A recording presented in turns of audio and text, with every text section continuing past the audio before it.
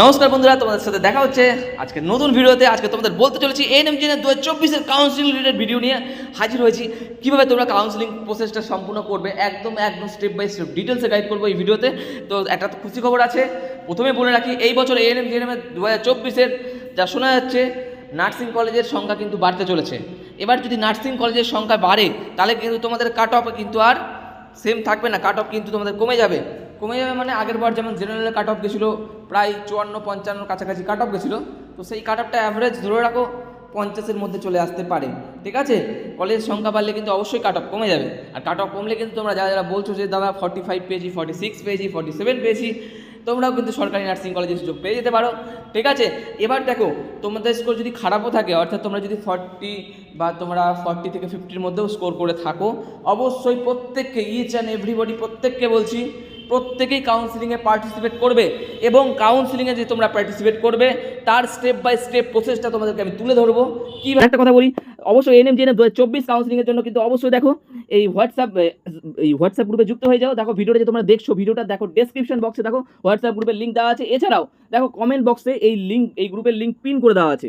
তোমরা প্রত্যেকেই কমেন্ট বক্সে যাবে এবং অবশ্যই তোমাদের এই হোয়াটসঅ্যাপ গ্রুপে প্রথমে যুক্ত হয়ে যাও। এটা তোমাদের প্রথম কাজ।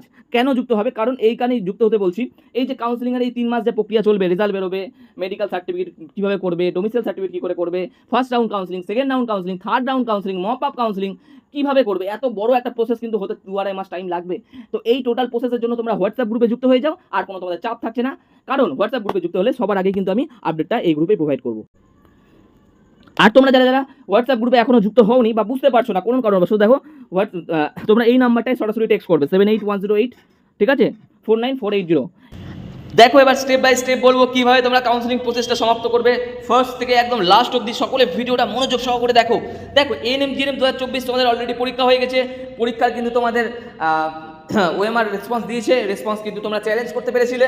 ঠিক আছে, তারপর তোমাদের বোর্ডের তরফ থেকে অ্যান্সার কি দিয়েছে, এই প্রসেসগুলো হয়েছে। লাস্ট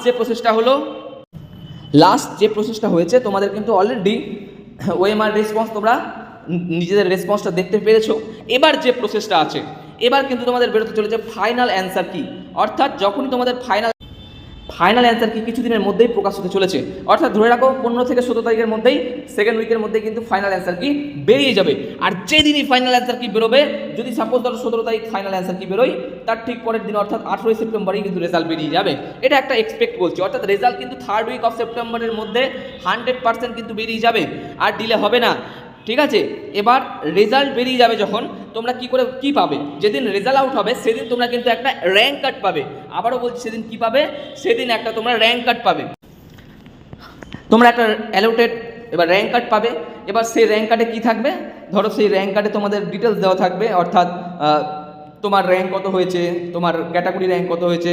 ঠিক আছে, তারপর তোমার এখানে দুটো র্যাঙ্ক হবে, একটা হবে এএনএম র্যাঙ্ক, একটা আলাদা থাকবে, আবার একটা জিএনএম র্যাঙ্ক, সেটা আলাদা কিন্তু বেরোবে, দুটো কিন্তু র্যাঙ্ক বেরোবে। আচ্ছা, এবার দেখো র্যাঙ্ক কার্ড তো তোমরা পেয়ে গেছো। এবার র্যাঙ্ক কার্ডের পর নেক্সট স্টেপ কী করবে, নেক্সট স্টেপ আছে দেখো রেজিস্ট্রেশন। ভালো করে বুঝবে, নেক্সট স্টেপ আছে রেজিস্ট্রেশন, অর্থাৎ তোমাদেরকে রেজিস্ট্রেশন করতে হবে। এবার দেখো রেজিস্ট্রেশন করার জন্য তোমাকে অনলাইনে কিন্তু একটা রেজিস্ট্রেশন ফর্ম অনলাইনে ফিল আপ করতে হবে। এবং যখন তোমরা রেজিস্ট্রেশন করবে, তোমরা কিন্তু একটা রেজিস্ট্রেশনের জন্য পেমেন্ট স্লিপ পাবে। এবার তার জন্য তোমাকে 500 টাকা কিন্তু রেজিস্ট্রেশনের ফিস পেমেন্ট করতে হবে, অনলাইন পেমেন্ট করতে হবে, ডেবিট কার্ড বা নেট ব্যাঙ্কিং এর মাধ্যমে তোমরা পেমেন্ট করতে পারো। ঠিক আছে, এবং যখনই তুমি পেমেন্ট করছো তুমি কিন্তু একটা অবশ্যই পেমেন্টের স্লিপ পাচ্ছ। আর বলে রাখি, অনেকেই জিজ্ঞেস করছো, এই প্রশ্নটা অনেকেই করছে যে দাদা যখনই আমরা রেজিস্ট্রেশন করব, রেজিস্ট্রেশনের সময় দাদা কী কী ডকুমেন্টস লাগে। এটা অনেকের মনে প্রশ্ন যে দাদা রেজিস্ট্রেশন যে আমরা করব কী কী ডকুমেন্টস নিয়ে যাব। দেখো তোমরা অনেকেই প্রশ্ন করছো দাদা রেজিস্ট্রেশন যে করব, রেজিস্ট্রেশন করার জন্য আমরা কি কি ডকুমেন্টস লাগে। প্রথমে বলে রাখি, রেজিস্ট্রেশন করার জন্য প্রথমে কোনো ডকুমেন্টস লাগবে না, অর্থাৎ কোনো ডকুমেন্টসের দরকার নেই। শুধু তোমাদের কি লাগবে, ব্যাঙ্ক ডিটেলস লাগবে, আর একটা জিনিস লাগবে একাডেমিক স্কোর, অর্থাৎ তোমরা একাডেমিতে কত স্কোর করেছো শুধু স্কোর লাগবে, কোনো ডকুমেন্ট সাবমিট করার ব্যাপার থাকছে না। এবং তোমাকে 500 টাকা অনলাইন পেমেন্ট করতে হবে। পেমেন্ট করার পর কিন্তু তুমি একটা পেমেন্ট স্লিপ পাবে। এইটা হচ্ছে কিন্তু তোমার ফার্স্ট প্রসিডিওর। এবার সেকেন্ড প্রসিডিওরটা দেখো, এবার তোমরা পেমেন্ট করা হলো, ঠিক আছে। এবার তোমরা কিন্তু একটা ইউনিক অ্যালটমেন্ট লেটার পাবে, সেটা আমি বলছি। এবার তোমরা কিভাবে কলেজ চয়েস করবে। এবার পেমেন্ট করার পর কিন্তু তোমাদের এখানে অপশন দেখাবে, ঠিক আছে। অপশনটা কিভাবে আসবে সেটা আমি তোমাদেরকে বলে দিচ্ছি। প্রথমে তোমাদের অনলাইনে কম্পিউটারে সাইবার ক্যাফে গিয়ে বা নিজেদের ল্যাপটপ থেকেও করতে পারো, মোবাইলে করবে না, মোবাইল থেকে করাটা কিন্তু ঠিক না, ভুলভাল হয়ে যেতে পারে। নিজেদের কম্পিউটার থাকলে কম্পিউটার বা ডেস্কটপে করবে, আর নাহলে সাইবার ক্যাফেতে গিয়ে করবে। চয়েস ফিলিং করতে হবে, চয়েস ফিলিং রিলেটেড ভিডিও আমি সেটা আনবো। এখন জাস্ট প্রসেসটা বুঝে নাও কী কী করতে হবে। এবার প্রসেসে দেখো, তুমি যখন কলেজ চয়েস করবে, একটা গভর্নমেন্ট কলেজ পাবে আর একটা কি প্রাইভেট কলেজ পাবে। এবার তোমাদেরকে আমি হাত জোর করে রিকোয়েস্ট করবো, প্রাইভেট কলেজে কেউ সিলেক্ট করবে না। যদি তুমি ভুল করে প্রাইভেট কলেজে প্রথম সিলেক্ট করে দাও, ভুল করে, তারপর তুমি যতই গভর্নমেন্ট কলেজ সিলেক্ট করো না কেন, সেই প্রাইভেট কলেজে তোমার নাম কিন্তু চলে আসবে। আর প্রাইভেট কলেজে নাম চলে এলে কিন্তু তুমি সেই কলেজেই তোমাকে অ্যাডমিশন নিতে হবে। তো ভুল করেও কেউ প্রাইভেট কলেজের লিস্ট দেবে না, প্রথমেও দেবে না, শেষেও দেবে না, ঠিক আছে?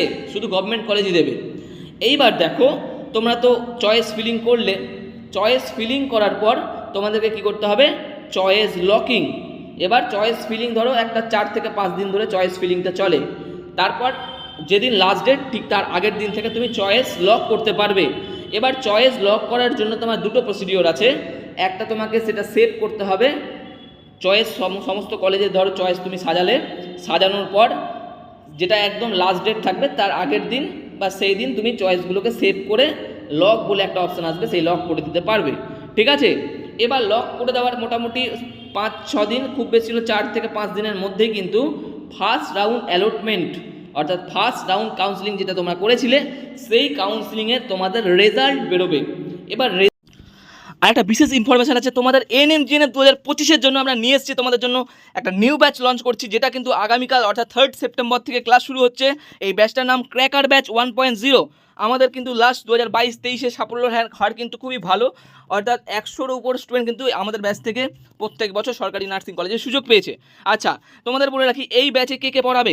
এই ব্যাচে দেখো, ম্যাথ এবং ফিজিক্যাল সায়েন্স গাইড করবেন, তোমাদের 7 বছরের এক্সপিরিয়েন্স আছে বঙ্কিম স্যার, এবং বিপ্লব স্যার তোমাদের গাইড করবেন জেনারেল নলেজ।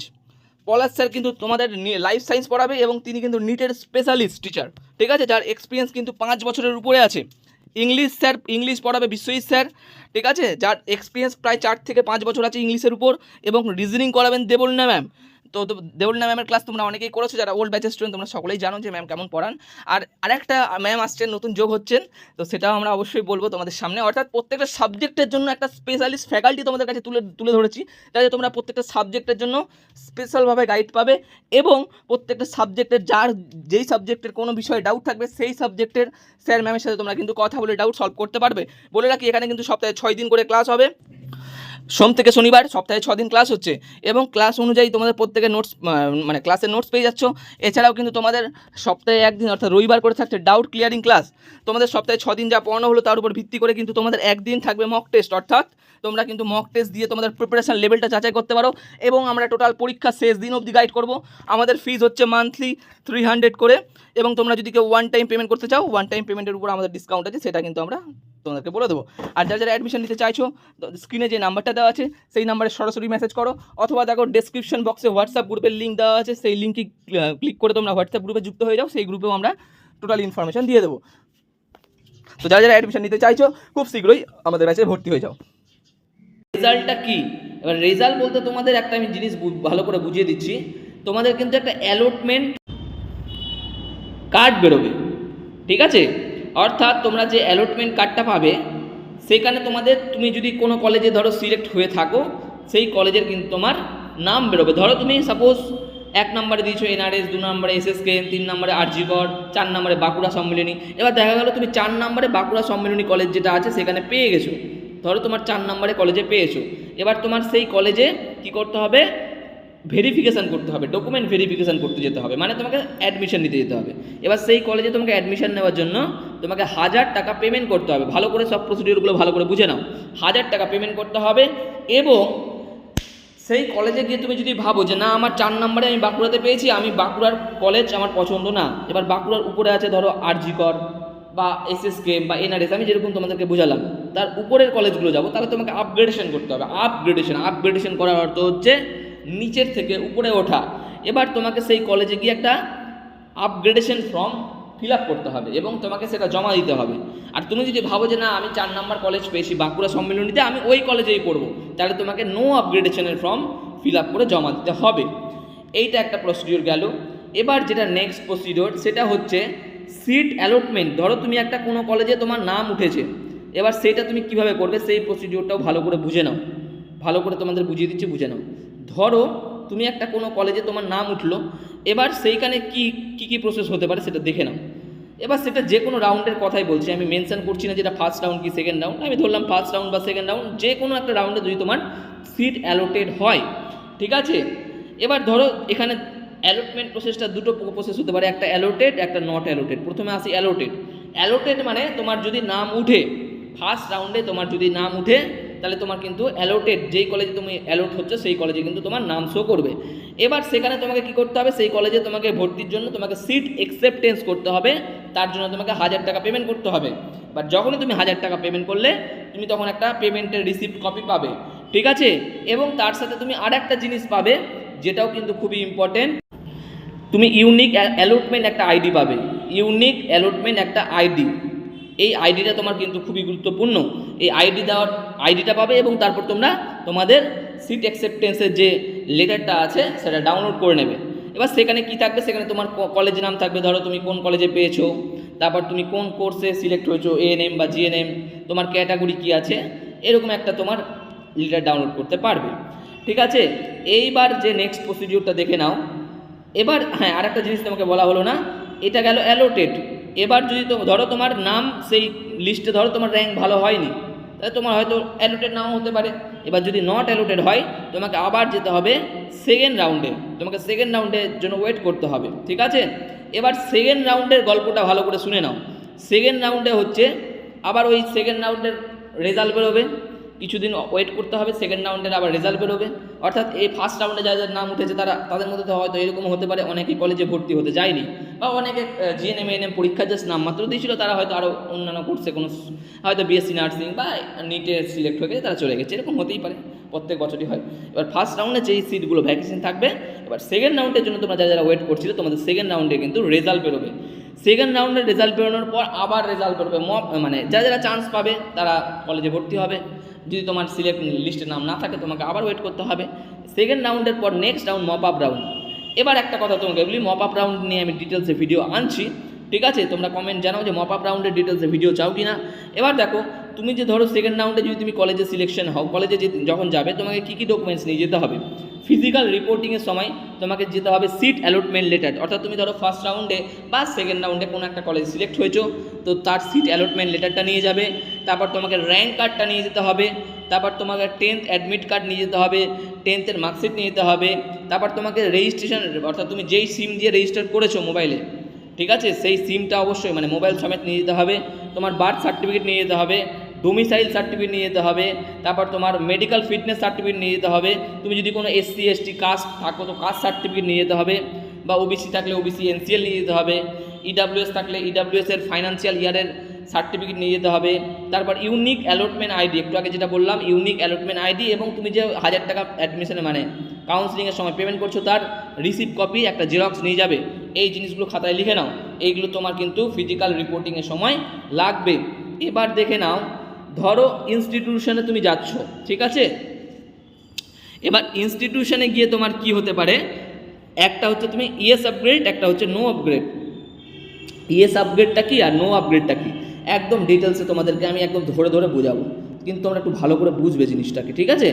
ধরো তুমি 1 থেকে 20টা কলেজ সিলেক্ট করেছো, ধরো এটা 1, 3, 10, 12, 20 নাম্বার কলেজে তুমি সিলেক্ট করেছো। এবার দেখা গেল তুমি যখনই ইয়েস আপগ্রেডেশন করছো, ইয়েস আপগ্রেডেশন কথাটা অর্থ কী, ধরো তুমি 20 নাম্বার কলেজে পেয়েছো, এবার তুমি 20 নাম্বার কলেজটা তোমার পছন্দ না, সেটা হয়তো বাড়ি থেকে অনেক দূরের একটা কলেজ পেয়েছো, বা তোমার কলেজটা চয়েস না, তুমি হয়তো 20 থেকে 19 নাম্বার বা 18 নাম্বার আরও বেটার কলেজে রেখেছো, তখন তোমাকে আপগ্রেডেশন করার জন্য একটা ইয়েস আপগ্রেডেশন ফর্ম ইনস্টিটিউটে কিন্তু দিতে হবে। এবার যখন ইয়েস আপগ্রেডেশন করছো তোমার টার্গেট থাকবে যে 1 থেকে 19-এর মধ্যে যে কলেজগুলো আছে, অর্থাৎ 20 উপরে যে কলেজগুলো আছে সেগুলোর মধ্যে একটা পাওয়ার। এবার দেখো তুমি যে পাবেই তার কোনো কিন্তু গ্যারেন্টি নেই, তুমি নাও পেতে পারো। তুমি যদি পেয়ে যাও তো সেক্ষেত্রে ভালো, তাহলে তুমি কোনো অসুবিধা নেই। আর যদি না পাও, তুমি দেখা গেলো আবার 20 নাম্বার কলেজেই তুমি দেখা গেলো পেয়ে গেছো, আবার আপগ্রেডেশন করার পর 20 নাম্বার কলেজেই তুমি দেখা গেছো পেয়েছো, তোমাকে তাহলে কী করতে হবে, তুমি তো খুশি হওনি, তোমাকে আবার মপ আপ রাউন্ডে পার্টিসিপেট করতে হবে, ঠিক আছে।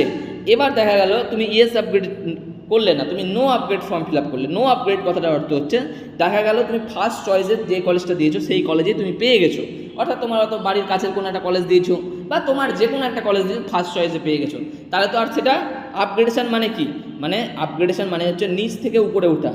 এবার তুমি যদি 1 নাম্বারেই কোনো কলেজ পেয়ে যাও তাহলে তো আর নিচের কোনো প্রশ্ন নেই, তোমার নিচে তুমি তো 1 মানে টপে থাকছো, তাহলে সেক্ষেত্রে তুমি আর কোনো আপগ্রেডেশন করতে পারবে না, তোমাকে নো আপগ্রেডেশনের ফর্ম জমা দিতে হবে।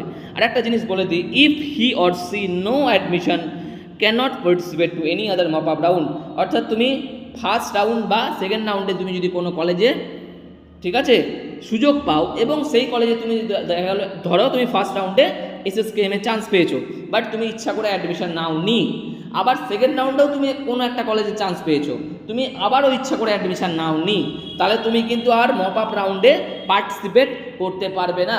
মপ আপ রাউন্ডে পার্টিসিপেট করতে পারবে তারাই যারা ফার্স্ট রাউন্ডে কোনো সিট পায়নি, সেকেন্ড রাউন্ডে কোনো সিট পায়নি, তারা কিন্তু মপ আপ রাউন্ডে পার্টিসিপেট করতে পারবে। এবং মপ আপ রাউন্ডে পার্টিসিপেট করার জন্য তোমাকে কিন্তু বারবার বলে দিচ্ছি, ফার্স্ট রাউন্ডে যে তুমি রেজাল্ট বেরোবে তোমাকে কিন্তু অবশ্যই রেজিস্ট্রেশনটা করতেই হবে।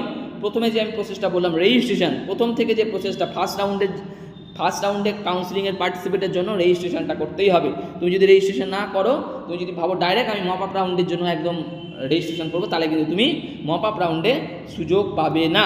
এই জিনিসগুলো ভালো করে জেনে রাখবে।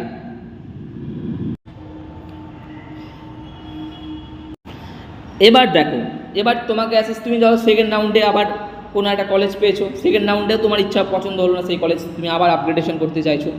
এবার দেখো সেই ক্ষেত্রে কী হবে, সেকেন্ড রাউন্ডে তুমি আপগ্রেডেশন করেছো, এবার সেকেন্ড রাউন্ডের তোমার কী হবে, রেজাল্ট বেরোবে। সেকেন্ড রাউন্ডে রেজাল্ট বেরোনোর সময় তোমার দুটো কেস হতে পারে, একটা হচ্ছে ফ্রেশ অ্যালোটেড, ধরো তুমি একটা ফ্রেশ 20, একটু আগে যেটা বোঝালাম তো 20 নাম্বার কলেজে যে পেয়েছে দেখা গেলো সে 17 নাম্বার কোনো একটা কলেজে পেয়ে গেল, ফ্রেশ অ্যালটমেন্ট হতেও পারে, আবার সে 17 নাম্বার কলেজে না পেয়ে সেই 20 নাম্বার কলেজেই থেকে গেল, তার কোনো আবার সিট অ্যালোটেড হলো না, তাকে সেই 20 নাম্বার কলেজেই কিন্তু ভর্তি হতে হবে, অবশ্যই ভর্তি হতে হবে। এবার আসছি মপ আপ রাউন্ড। এবার দেখো মপ আপ রাউন্ডে কারা পার্টিসিপেট করতে পারবে, যারা প্রথমে রেজিস্ট্রেশনটা 1000 টাকা পেমেন্ট করে রেজিস্ট্রেশনটা করেছে তারাই কিন্তু মপ আপ রাউন্ডে পার্টিসিপেট করতে পারবে। এখানে বলেই দিয়েছে অনলি এক্সিস্টিং রেজিস্টার্ড ক্যান্ডিডেট, এবং এখানে শুধু ফ্রেশ সিটসের জন্যই তোমরা, মানে ফ্রেশ সিট মপ আপ রাউন্ডে একটা ফ্রেশ সিট তোমরা পাবে। এবার দেখো, এবার একটা জিনিস বলি, ANM GNM 2024-এ ধরো ফার্স্ট রাউন্ড বা সেকেন্ড রাউন্ডে কোনো একটা কোনো একটা কলেজ পেয়েছে, ধরো একটা কোনো রাম বা শ্যাম নামক ব্যক্তি ফার্স্ট রাউন্ডে কোনো একটা কলেজ পেয়েছে, সে অ্যাডমিশন নিয়েছে, ঠিক আছে, বা সেকেন্ড রাউন্ডে কোনো একটা কলেজ পেয়েছে, সে মানে অ্যাডমিশন নিয়েছে। এবার তার ইচ্ছা সে আবার মপ আপ রাউন্ডে পার্টিসিপেট করবে। এবার সে যদি মপ আপ রাউন্ডে পার্টিসিপেট করতে চায়, তার কিন্তু প্রিভিয়াস যে কলেজে ও চান্স পেয়েছে সেই কলেজটা কিন্তু বাদ চলে যাবে। এখানে একটা রিস্ক ফ্যাক্টর কিন্তু কাজ করছে। ধরো তুমি ফার্স্ট রাউন্ডে পেয়েছো SSKM বা কলকাতাতে কোনো একটা কলেজে পেয়েছো, তুমি আবার মপ আপ রাউন্ডে যখন পার্টিসিপেট করতে যাবে তোমার কিন্তু ফার্স্ট রাউন্ডের সিটটা বাতিল হয়ে যেতে পারে। তো সেই ক্ষেত্রে তোমরা যদি একবার যারা চান্স পেয়ে গেছো ভালো কোনো কলেজে, SSKM হোক NRS হোক, তোমরা আর মপ আপ রাউন্ডে দয়া করে পার্টিসিপেট করতে যেও না, রিস্ক ফ্যাক্টর খেলতে যেও না। ভালো কলেজ পেয়ে গেছো তোমার আর দরকার কি, মপ আপ রাউন্ডে কারা করবে, যাদের র্যাঙ্ক 10,000 12,000 ভালো ভালো র্যাঙ্ক হয়নি তারা করবে। তোমার র্যাঙ্ক ভালো হলে তুমি ফার্স্ট রাউন্ডে বা সেকেন্ড রাউন্ডে যদি সুযোগ পেয়ে যাও, আর মপ আপ রাউন্ডে তোমরা যাবে না, কারণ তোমাদের দরকার কি, তুমি তো পেয়ে গেছো, তোমার তো আর দরকার নেই রিস্ক খেলার, ঠিক আছে। এবার দেখো, এবার যারা ফার্স্ট রাউন্ডে বা সেকেন্ড রাউন্ডে যারা সিট পেয়েছে তারা কিন্তু মপ আপ রাউন্ডে পার্টিসিপেট করতে পারে। এবার মপ আপ রাউন্ডে দুটো কেস হতে পারে, আবার মপ আপ রাউন্ডে দেখা গেল তুমি মপ আপ রাউন্ডে আপগ্রেডেশন করতে চাইছো, তুমি ধরো যেটা বললাম সেকেন্ড রাউন্ডে যে কলেজটা পেয়েছো তুমি খুশি হওনি, আবার আপগ্রেডেশন করতে চাইছো, তুমি আপগ্রেডেশন করবে।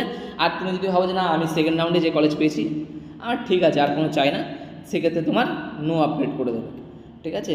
এবার দেখা গেল মপ আপ রাউন্ডের যে রেজাল্টটা বেরোবে সেখানে তুমি নিউ সিট পেতেও পারো নাও পেতে পারো, এখানে একটা রিস্ক ফ্যাক্টর থাকছে। ধরো তুমি সেকেন্ড রাউন্ডে তুমি বাঁকুড়া সম্মেলনীতে পেয়েছো, তুমি আবার মপ আপ রাউন্ডে পার্টিসিপেট করতে চাইছো, তো তোমার কিন্তু সেকেন্ড রাউন্ডে যে কলেজটা তুমি পেয়েছিলে সেই কলেজটা কিন্তু ক্যান্সেল হয়ে গেল।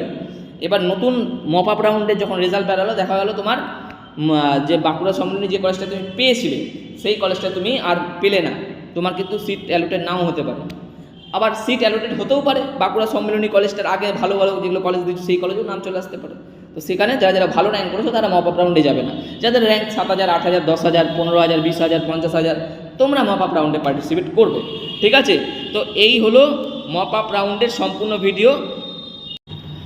ভিডিওটা যদি ভালো লেগে থাকে অবশ্যই কমেন্টে জানাও তোমরা কি করতে চাইছো। অনেকের ইচ্ছা জিএনএম, অনেকের ইচ্ছা এএনএম। অবশ্যই জানাবে তোমাদের স্কোর কত হচ্ছে এবং তোমরা জিএনএম এএনএম এর মধ্যে কোনটাতে যেতে চাও।